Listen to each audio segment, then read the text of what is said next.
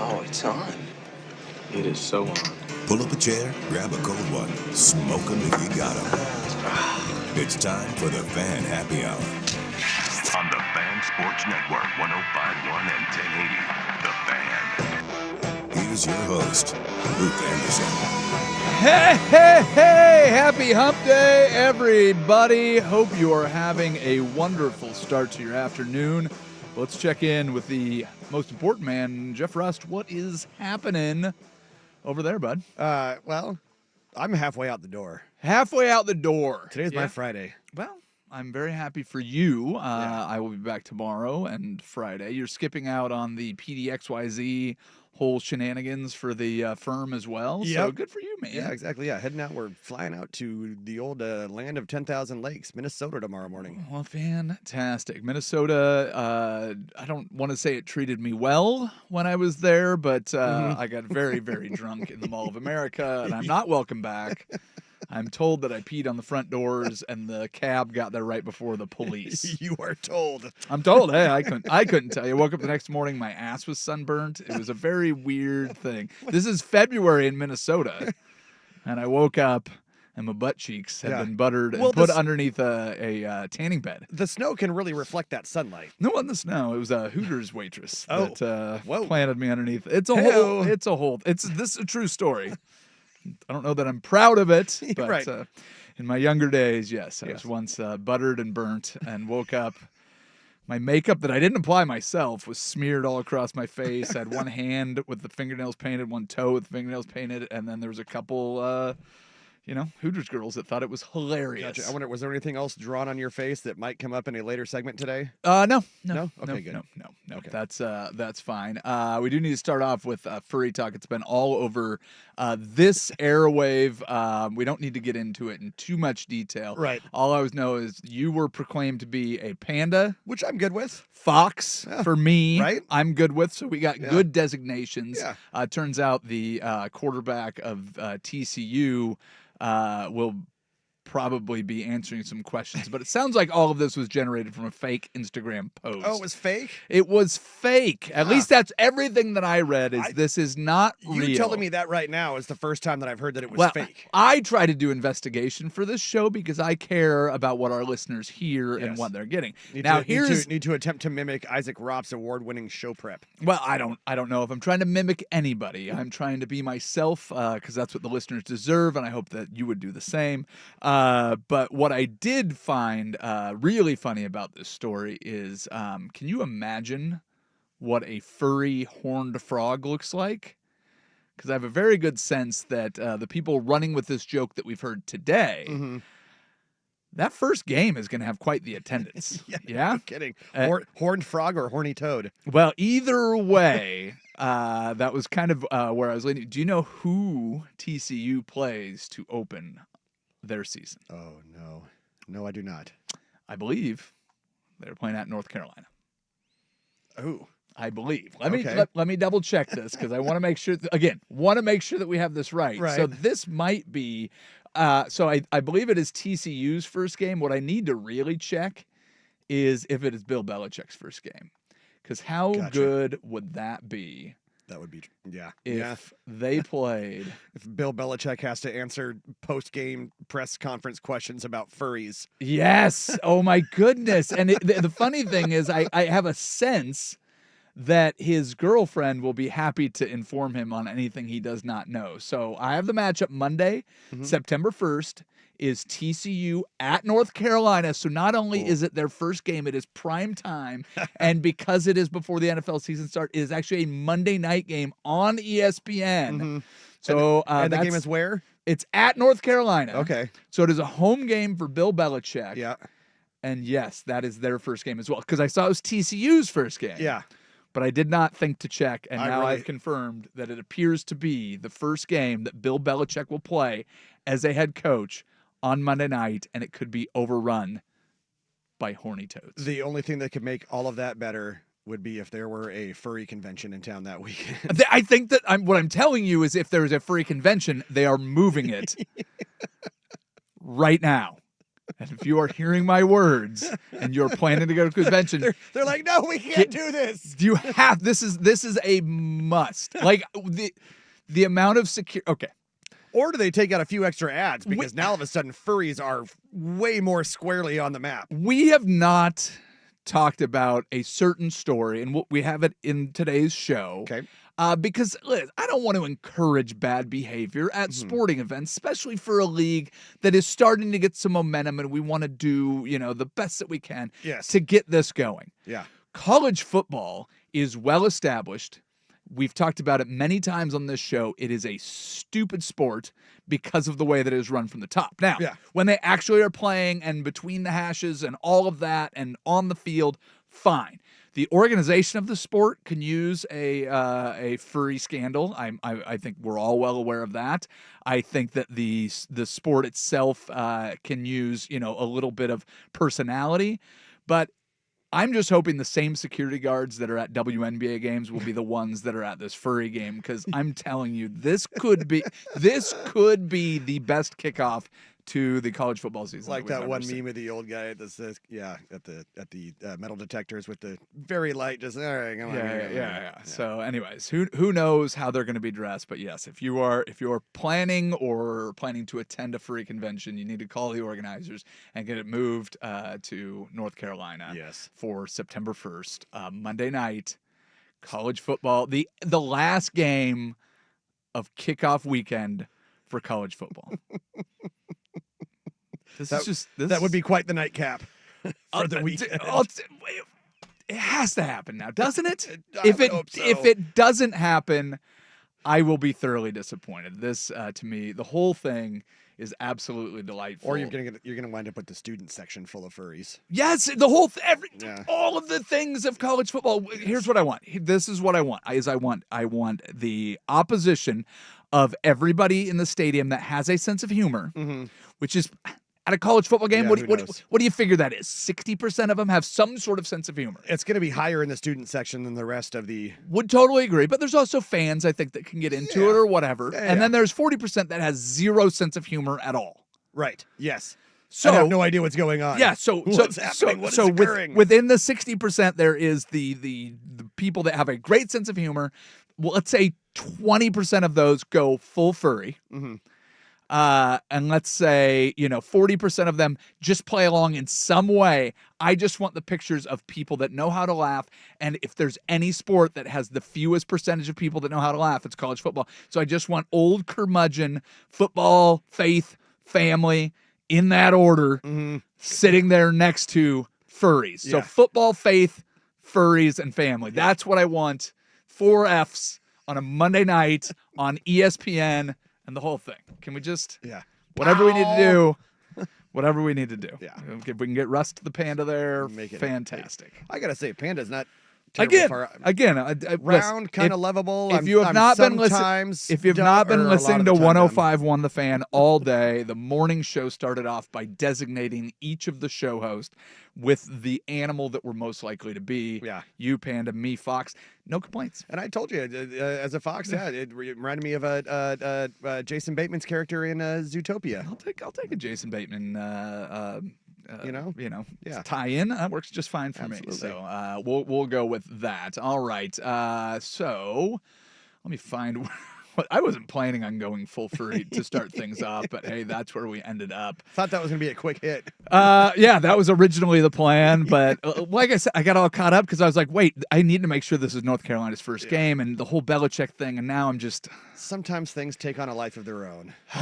It's very, very exciting. Let's go to In Case You Missed It.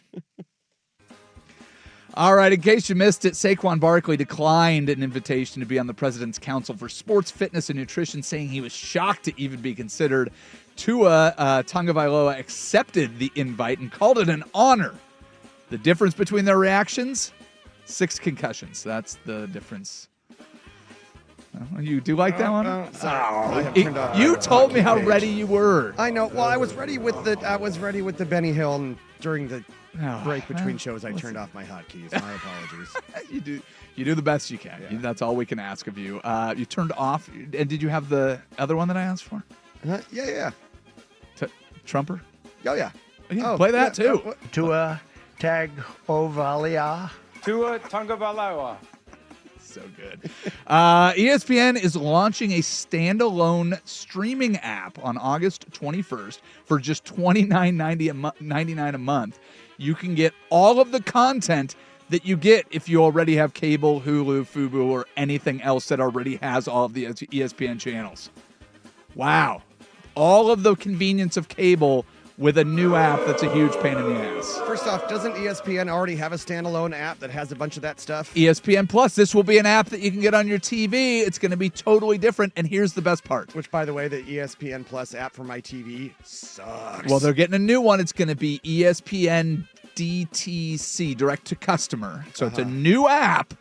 But here's the other thing, is you can also bundle the new app. I told you it's $29.99 for the standalone. Do you know how much it is to bundle it with ESPN and Hulu? I don't care. $29.99. Oh, my God. It's the exact same price. So what about this bundle that I already have with my ESPN Plus and Disney Plus and Hulu? That's what I'm saying. They're just making things more confusing. And they're not charging you anymore if you already have all of the things. Thanks, I hate it. It's called mouse math. Yeah. Hello. We'll make it all the same price. Yeah, That'll be great. and I don't remember if it was this show or the other one that I work on every day.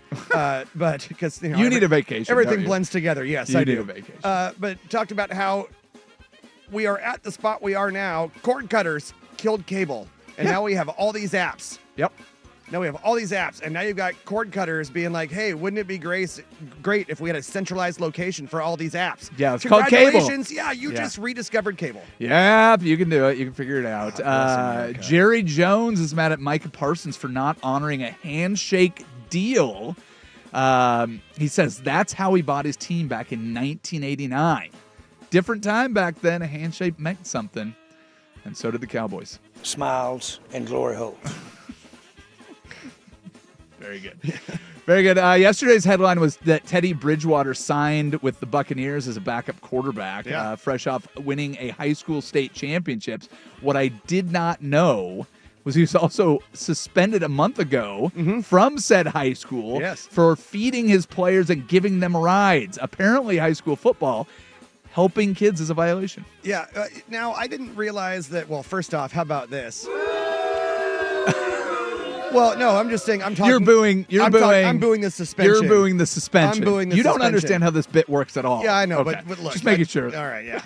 But no, he was it actually the school or was it like the district? I don't know if it was. I think it was the district. Yeah. But what I do know that is Teddy Bridgewater's response. He said that all these high school players, he sees them like sons. Yeah. So he just wanted to help them out.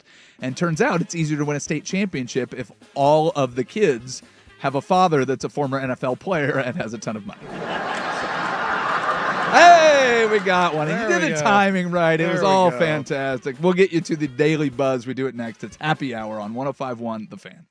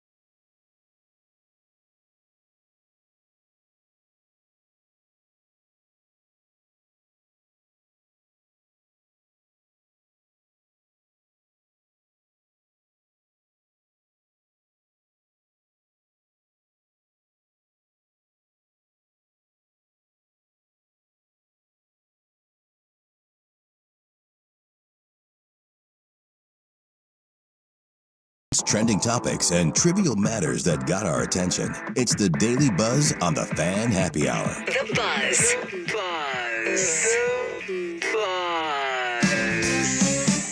Here's your host, Luke Anderson. All right, we got an injury update on Matthew Stafford. It's been talked about for more than a week that he has a back injury, but it turns out that it is not just a aggravated back. It's an aggravated disc in his back, which sounds terrible to me. And when you know what the treatment is, it probably sounds worse. He's getting an epidural for pain management. That is the injection that women get during childbirth. Yeah. This is an aggravated disc. Yeah. Well, and it's aggravated disc. Yeah, so very angry. But Yeah. this is like the old thing where what was it last week? The guy with the broken neck, Yeah, well, or was yeah. it broken neck? This one is good, but when you hear the treatment as an epidural, that is a little bit dicey. The Yes. status is not day to day; it's week to week. He has not participated in team drills since the start of camp. He is expected to begin on the field work in the next few days, but that doesn't mean play. The Rams are, I will quote, hopeful that he's ready for the opener on week 7. That's the versus, old wish in one hand, S in the other. yeah, I hope he's ready for the opening week game on September 7th versus Houston. So he is playing on a revised deal for $84 million over the next 2 years. Last year, he had 20 TDs in 16 games and threw for 3,762 yards. He is 37 years old with an aggravated disc and getting epidurals. That's not great, Bob. Not great, Bob. Elsewhere in injury news, J.C. Horn of the Panthers, their top cornerback and a Pro Bowler in 2024, missed practice Wednesday after getting into a car accident on the way to the stadium. He had stitches in his left thumb, no serious injuries, but he'll miss the preseason opener, but should be fine for the actual opener. But my immediate thought went to, didn't Cam Newton get in a car accident on the way to practice at the same stadium? Oh, wow. And he did back in 2014. He flipped his car on the way to practice, both at Bank of America Stadium in Carolina. So, don't be the best player on the Panthers. First off, okay, so you're outside or on your way to a stadium. I assume with the Cam Newton one, did you say it was near it or no? Yeah, they're both, it was almost the same spot where they got in the accident, So apparently. exactly how fast was Cam Newton going to get in an accident and flip the car near the stadium? I didn't pull the full details on it, but I remember it being like a bizarre thing.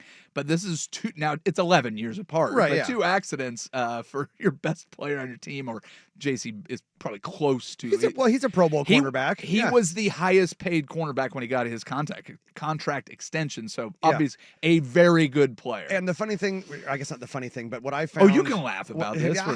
Just picture Cam Newton's hats and you'll laugh. Right, no kidding. Yeah, I don't think the Rangers gonna like this, Yogi.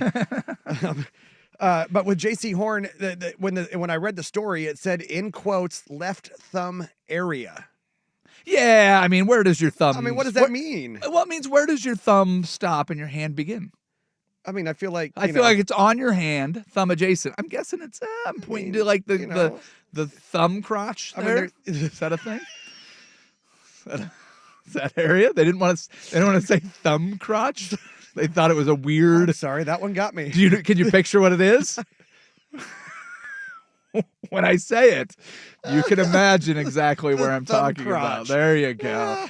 All right. Moving over to baseball real quick. Shea Langoliers has made history. So we talked about this. Isn't that like some weird military disease? Legionnaire's disease there we is, I go, think, yeah. what you're thinking. Yeah. This is Langoliers, which is not a disease. Has nothing to do with the thumb crotch either. Shea Langoliers you don't know that. made history becoming the 4th catcher to have multiple 3 home run games. He went 5 for 6 with 3 home runs, a double, 3 RBIs, 4 run scores, and 15 total bases, which is not great for an A's player this season, but great for any other team. Right, yeah. But he is now the 4th catcher to achieve that. That includes a guy named Johnny Bench, a guy Oh, named he's okay. Gary Carter, Another good one. and Travis Arnaud. So Travis Arnaud not as distinguished as those. Yeah. We'll see what Shea Langoliers ends up becoming. But I pointed this out earlier this year. I believe Cal Raleigh has 8 2-home run games this year. Ooh. He does not have a single 3-home run game in his career. Wow. So that's kind of what you got. There we go. But yeah, so keep an eye on the A's. They've been hot. They hit more home runs than anybody in July, and they are just absolutely crushing it. So they will be. So yay for the bad teams the last month and a half. They're 2 getting months. better. They're getting better. Hey, remember what I said about the White Sox and the Yankees yesterday? Hey. Same amount of wins since No June question. 1st. All right, we'll jump over to another story. Keenan Allen returning to the Chargers. So he agreed to a 1-year, $8.5 million deal with the Los Angeles Chargers. He spent 11 seasons with the Chargers from 2013 to 2023, and then played last year with the Chicago Bears.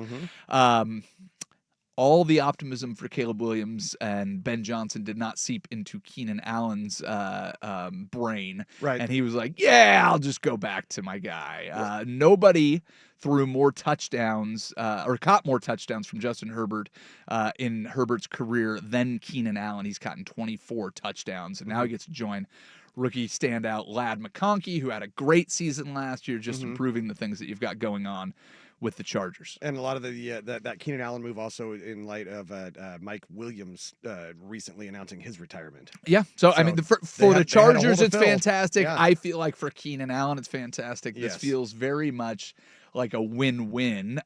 If you've been paying attention at all to the camp, what's going on with camp for the Patriots, you may have seen that Mike Vrabel got bloodied up. Yeah. I'll remind you that he is their coach and no longer their linebacker. But there was a bit of a scuffle. Rookie running back Travion Henderson took down a Washington defender. So they're doing one of those joint practices. So you got the Patriots and the Commanders in the most America ever dual practice that ever existed. Right. Travion Henderson takes down a Washington defender to the ground, and then it started a multiplayer scuffle. Vrabel, of course, jumps right in there and comes out holding a towel to his bloody head. There are pictures of it. Drake May made a joke that he looked like Donald Trump after being shot in the ear. No. The Drake May joke. You don't have to groan. well, I didn't make you know. I didn't make the joke. But it'll be fun to see what that team turns into with Vrabel jumping in there and scrapping with everybody. So I guess proving correct the brass of the Tennessee Titans that thought he was too large and scary to be their head coach. Yes, very much so.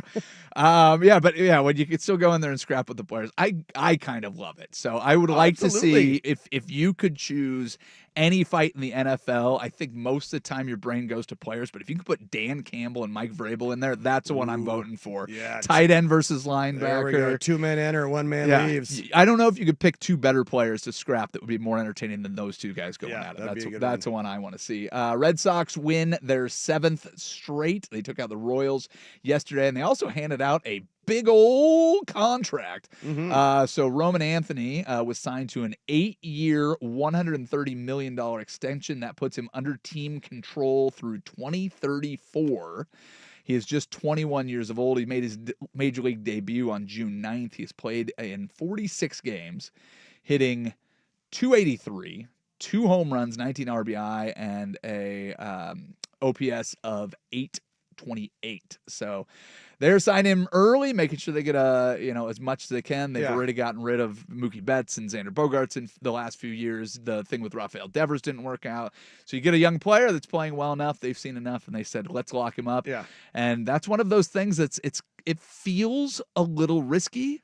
But if you look at baseball and what it costs to sign somebody after they truly pop, and you know what he has in the organization, this could end up being a bargain. And I think it's a risk you have to take in baseball today. It just is one of those things. The Braves have done this really well. Not having a great year this year, right? But they locked up a lot of young talent over the last few years using this exact strategy. So when I saw the news of this signing, it struck one question in my head. And again, I've made no bones about I'm not the biggest baseballman at the station. But I saw 8 years and $130 million, and I was like, shouldn't I have heard about this guy or heard of him? by now. Well, but that again, that's a strategy. You get Yeah. team control because in 3 years, if it's not panning out, it's one of those things where you've committed too much money to him.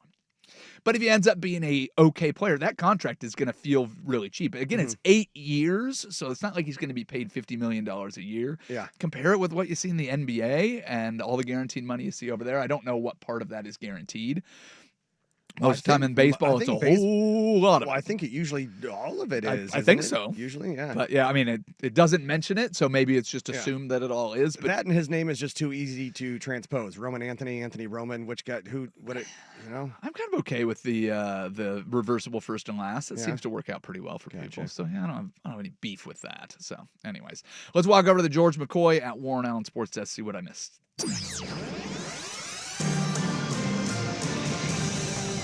I don't think we've gotten to the M's. I was going to throw that out in the front. We have not gotten to the M's yet, but I was going to ask you about this. We did just talk about it.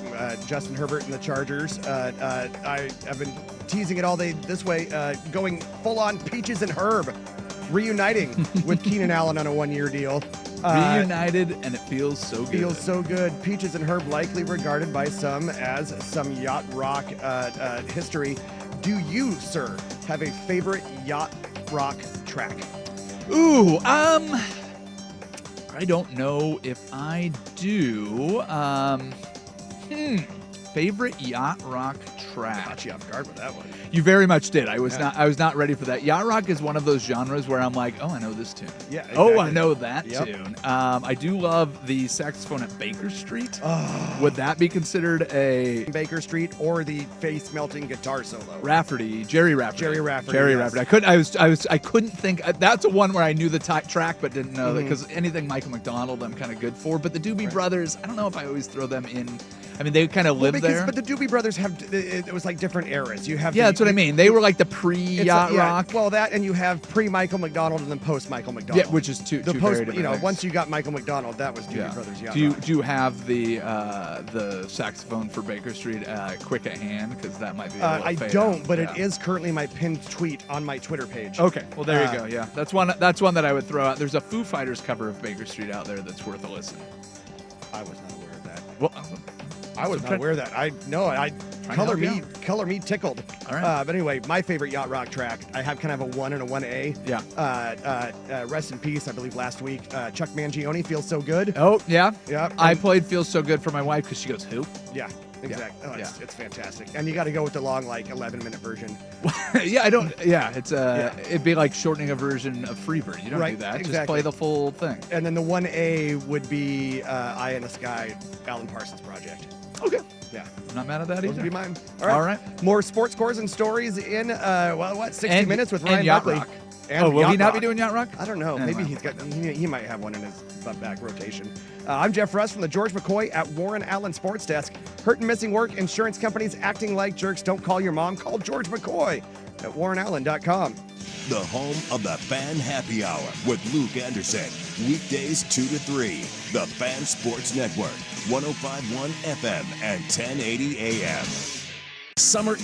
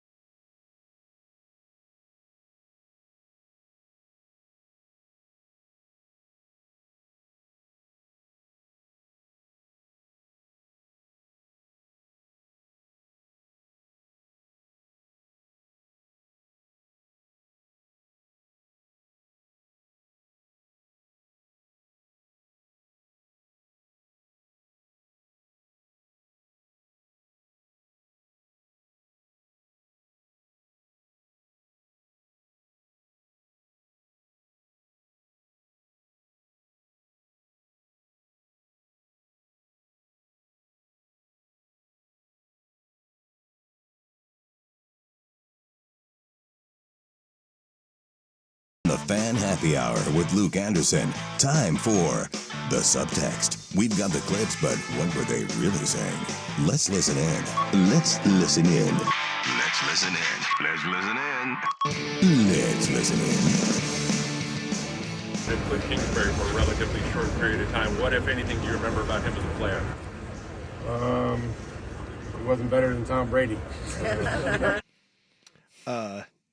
Duh. Still a good shot. Yeah, no, exactly. So that is Patriots head coach Mike Vrabel asked about his time, short stint as a teammate of Cliff Kingsbury, and yeah, that was his response. He wasn't as good as Tom Brady. Yeah, pretty accurate. Pretty accurate. But the reason I wanted that clip is I'm very curious who's going to be better this year. The Patriots Than feel Tom like Brady? no, not better than Tom Brady. Okay. Joint practice between the Washington Commanders and the New England Patriots. And this year might not be a fair test, but you go from Bill Belichick to Gerard Mayo, and then you bring back in Mike Vrabel. Mike Vrabel had a ton of success with Tennessee, but as you mentioned in the last segment, He was just too darn intimidating. he just scared everybody in Tennessee, which says a lot about their football program Yes, over it there. kinda If does, you're doesn't it? worried because your coach is too intense. Yeah. I don't think they're worried about that in New England. They brought him back after the 1-year Gerard Mayo thing kind of goes sideways. If you really have the guy in Drake May, if you feel like you've got the right guy in Vrabel, I mean, those are the two things that work pretty well as a formula. Having the right coach and quarterback in New England That has typically been tends to work, successful. yeah.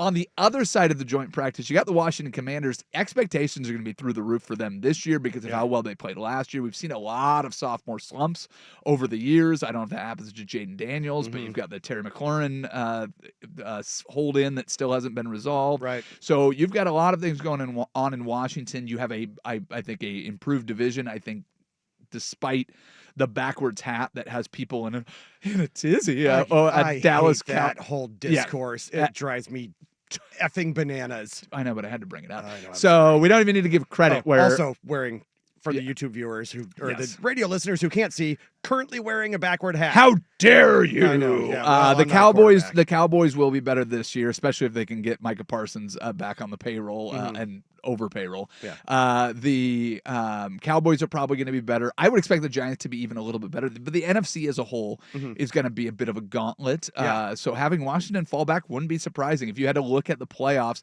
and say who's it going to be, Detroit, Washington, Philadelphia, that's going to fall back, I wouldn't be surprised if it's Washington. No, So absolutely. I think this joint practice is really interesting. And Cliff Kingsbury, of course, the offensive coordinator on the Washington staff. So a good shot there by Vrabel. I honestly just came up here to air a grievance. Oh. Our team got a memo today that smelling salts and ammonia packets were made illegal in the NFL. Wow. And I've been distraught all day. Okay. Illegal? He even said that he's not practicing anymore. I considered retirement. Yeah. So they Wow. go ahead and bring that back for George Kittle. If Yeah, you're hearing so this, we got to figure Mr. out Goodell. middle ground here, guys. Somebody help me out. Somebody come up with a good idea. Fred, it's on you. Airing of grievances. Yeah, that's all I had to get out there. I'll get that off my chest. Is it before every drive is a I'm an every drive guy. I've seen guys down. like that. I'm an every drive guy. I got a lot of problems with you people. Apparently, George Kittle, a smelling salts addict. Every drive. Every drive. Every drive. Okay, this is a tricky one. So you've got the NFL banning the smelling salts, ammonia packs. I believe our morning show is going to be doing smelling salts tomorrow morning. Yeah, no, Dirt on the air this morning went on Amazon and ordered the pack. I believe the 9 a.m. hour tomorrow. Yeah, well, this is a tricky one. Part of the reason that they're doing this is it's a way to mask concussion symptoms. So it feels very much like the NFL is trying to protect players from themselves. Yes. But the problem is, I think this is a much bigger issue than a single product. They're doing everything that they can. I mentioned it with Matthew Stafford. He's getting an epidural to take care of an aggravated disc in his back. Yeah. I feel like the conversations around the bowls of pills with different colors to take care of different ailments just sitting in the NFL locker room is something that might need to be addressed beyond just smelling salts. Now, maybe it's something that's visible and people can see on the sideline, so we don't want to encourage the children. Maybe it's a concussion cover-up, but you need a workforce to have a team, to have a league, to have a thing. If these guys are willing to sacrifice everything that they've got, I know that that's what the mantra of the NFL was built on.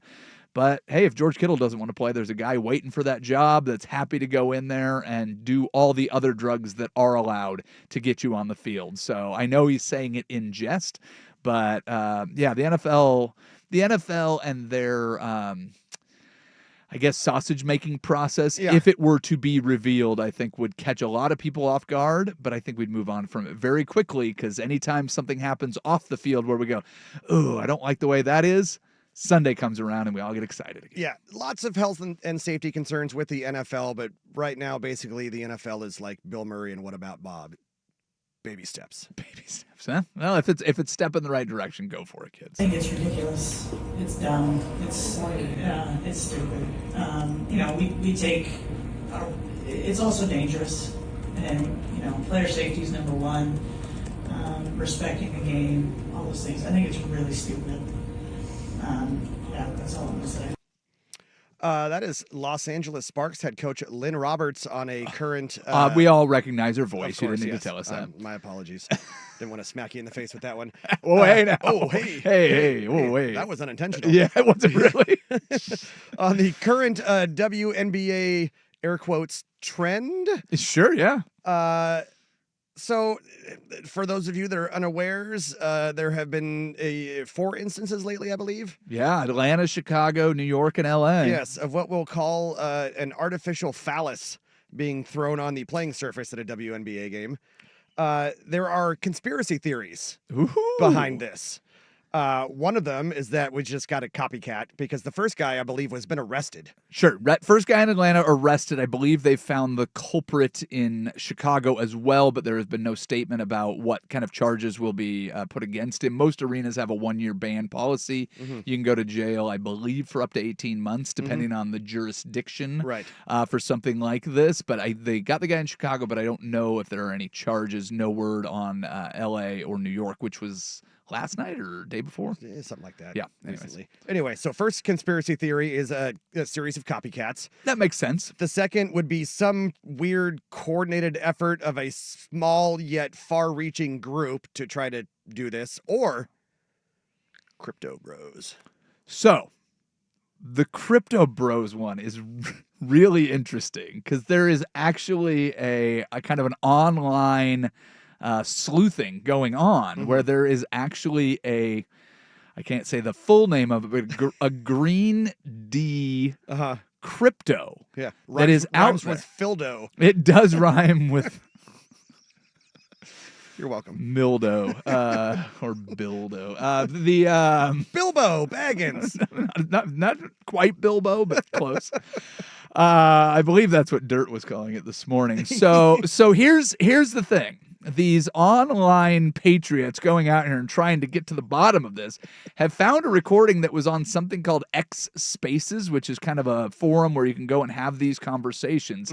This green D crypto is thought to be the genesis behind it because they're having a conversation this will be big for our brand, talking about how the viewership has gone up in WNBA, and this is a way to market their clever little crypto. Is it really that big? What? Exactly. So I checked into it, and in the last 2 days, so there's basically a market cap of 0 on this actual crypto. And if anything, there has been 0 to no movement. If anything, it's dipped a little bit in the last few days. But they're trying to use this as a way to promote it. As far as I know, they've all been green. And they've all been D's. So we'll see what ends up happening with that. Did you know there's parts of the country that don't do tomato soup with grilled cheese? That's probably true about a lot of places. We're just weird and have some crazy combos. I feel like grilled cheese and tomato soup is elite. Well, like, don't they not, like, they don't put cheese on pizzas in Italy, right? Isn't it just the sauce? We're talking about our country. Yeah, in the United States. I'm not talking about other countries. No, I understand that. Then why'd you bring up Italy? Because I'm saying we put cheese on our pizza. They don't. I'm pretty sure you can get a cheese pizza. Not the argument. But the argument was parts of our country do different things, and then all of a sudden you bring up Italy. Oh, you're saying inside of our own country? That's what we're saying. Or at least I feel like I've seen that on Instagram. Well, then what are they eating grilled cheese with? It'd be crazy if you're just eating a grilled cheese. Imagine just eating a grilled cheese. That's what they do, I guess. I don't know.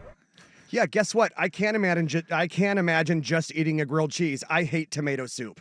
What? Tomato soup is awful. Dare you? What's the context to that clip there? Chargers practice? Yes, that's a Chargers practice. The original context was it was a Charles Robinson, I believe, who covers the NFL for Yahoo Sports, says, me over here on the sidelines watching practice, imagining this conversation. It's probably something about coverages and whatnot. And then no, they actually have the audio, and this is a couple linemen. Was Herbert the Justin third Herbert and I think up to 4 linemen discussing the merits of a grilled cheese sandwich with tomato soup. I am going to think of that every time I hear them go, today's game is played more above the shoulder pads than below. I know that you have to have a certain amount of intelligence for football, but that doesn't have to translate to universal intelligence. So congratulations, Chargers. You've reinforced at least one stereotype that I have about football players, which is, hey, you might know the game, you might have the ability to play the game, doesn't make you a genius outside of the football field. I just love the part, we're just talking about in our country. Yeah. No, they don't have cheese on pizza in Italy. The whole thing is fantastic. All right, let's get to our final segment. One more for the road. We do it next. It's Happy Hour on 105.1 The Fan.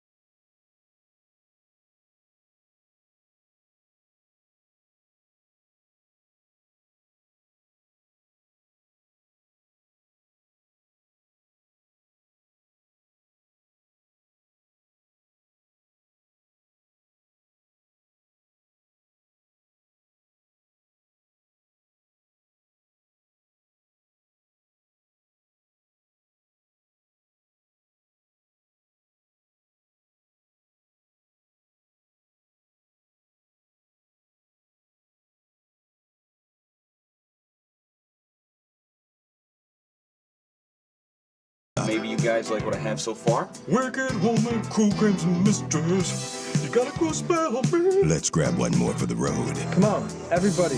Everything's smooth. Here's Luke Anderson. All right, Russ, you've been reading me some of the texts and comments. Any that you can read on air or just to me in between breaks? Sorry there. I was getting a call from the brand man. They're doing a site check for tomorrow's on-location show for the firm of Harris and Moran. Yeah, they'll be out at PDXYZ PDXYZ tomorrow over at Montgomery Park. So if you want to go and meet the firm yourself and see how firm those guys really are, that's a place to do it. On the text machine, I went to Spotify for the Foo Fighters Baker Street. No luck. Stumbled into a Waylon Jennings cover, though. Oh, Waylon Jennings covering Baker Street. I can get with that. Yeah, I was not aware of that I one went to Nashville for the first time a couple years ago, and I was trying to get Ain't No God in Mexico by Waylon Jennings played and stumped all of the bands that I requested it from. All up and down Broadway. You've got nothing but honky-tonks and country artists, and they're just playing whatever you throw in their request bin, and not one of them knew how to play Ain't No God in Mexico, my favorite Willie Nelson or Waylon Jennings song. Rufio, frequent commenter on the YouTube chat, was not expecting to talk about Luke's buttered buns. Well, hey, listen, sometimes, you get thrown off and have to talk about Minnesota, and that's where my mind goes to. There we go. Yeah. And one more. Furry horned frog, my first girlfriend looked like she had one. That's also from Rufio. Thanks, Rufio. Yes. I appreciate that. If we can start the campaign to get as many furries at the North Carolina Bill Belichick opener, I think that's the best move that we can make. Our one more. We need Bill Belichick to answer a furry question. Oh, as many as possible would be fantastic. There was a brush fire started in Ashcroft, British Columbia, and investigators and firefighters have discovered why the fire was ignited, and turns out the cause of it was an osprey that picked up a fish, flew it 2 miles from the river, and dropped it onto a power line. It required 4,800 gallons of water to put it out. Power was briefly blacked out in the area. Firefighters shared a photo of the charred fish. Unfortunately, it was overcooked and inedible. Yeah. Chalk this up as one of those that if you wrote that into a movie, people would be like, no, that's dumb. I feel like that probably is written into a movie. If not, I think somebody takes it and runs with it. Yeah. But yeah, investigators believe that the fish just got tired because either the fish was, the bird got too tired. Yes. Because the fish was either too large or he just wanted grilled trout. No? Yeah. No? No? Are these bad? Oh, Isaac's looking at me. I don't have my correct page up here. There it is. They are looking at the bird, trying to track down the bird so they can charge it with arson. So there we go. Yeah. But yeah, I mean, look, let's face it, 2 miles away from the river. Yeah. That's a haul, man. Yeah. That's a haul. Well, that's what happened. So if you ever see a fire and just be like, these damn kids out there with their fireworks, it's not always that. Sometimes lightning strikes. Sometimes it's just a bird dropping a fish, which the fact that these investigators can actually go and figure that out, that's one of the more amazing things. Well, but you brought that story to my attention. I thought I would share it with the people. So. I love that basically the osprey just pulled a Forrest Gump and went, I'm kind of tired. Yeah. Think I'll go home now. Well, I'll tell you, I was playing golf with my brother when Coalwood used to be 18 holes. We were playing, and for some reason, if I play my worst round of golf, he will match me stroke for stroke. If I play my best round of golf, he will match me stroke for stroke. So I can't remember if we were playing well or playing poorly. But we get to the 18th hole, and it used to be an uphill back towards the clubhouse and lined with trees on both sides. I hit my drive right down the center of the fairway. My brother Paul slices his into the trees to the right. A raven or a hawk or something comes down, picks up his bird, flies it back into the fairway, 30 yards closer to the hole, and drops it. But I still beat him on the hole. So. I have real quickly one other golf story. Playing at Claremont out by my house. My brother, we're on a par 3, and he just toes it. It's a worm burner. All the way across the green, across the street behind it, bounces off the garage door, comes back across the street, and lands on the green. I love that. I love every bit of that. I had a coyote take one of my balls off the green and run it into the desert another time. So animal interruptions happen. Thank you, Mr. Russ, for everyone. Thank you, everybody, for listening. And thank you to Isaac Robb. We're done for now. Bye-bye. With a bat. Forget about your scene. Give the audience a grin. Enjoy it. It's your last chance anyhow. This is the story of the one. As a lineman, he does whatever it takes to keep the power on in his community. And he wants a partner like Grainger who does the same. Grainger offers